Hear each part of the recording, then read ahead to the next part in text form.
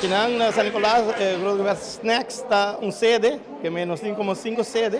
Então, todos os weekend, que vem dia viernes e dia domingo, nós trabalhamos na sede. Que vem weekend aqui, que vem dia viernes tem week aqui, e dia domingo tem week aqui.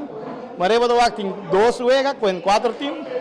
Esse aí nós temos hope jogador presente para combater com outro lado.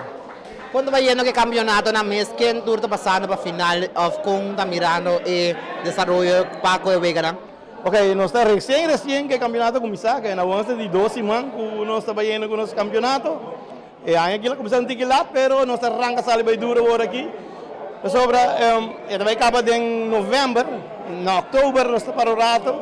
Sobre a Aruba Domino Bond, os membros também representar Aruba na mundial na Punta Cana, São Domingo.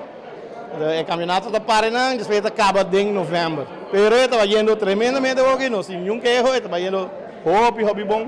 Todo time que aí presente, tudo estava indo sublime. Como é esta energia de parte do time não Paco e Vega? Olha, você energia não deve ser, é tremendo. O time não tudo treina, tudo hunga e dor que nós sacamos um ticket lá tem a equipe para começar o campeonato.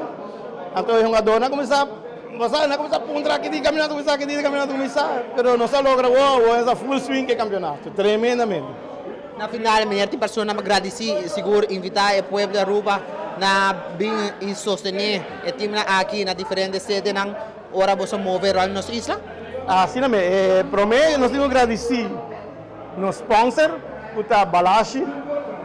Balashi está para carota, sponsor não sei que é trobe, portanto aí acaba com nós agradecemos imensamente, dando viagem para confiança de Aruba Domino Bond e maremos bisa. O melhor time que ganha local campeão, já vou acabar nossa desejatura time na êxito é aqui para o campeonato 2022 para agora acaba nós temos campeão e Turco vai mareco agora planear.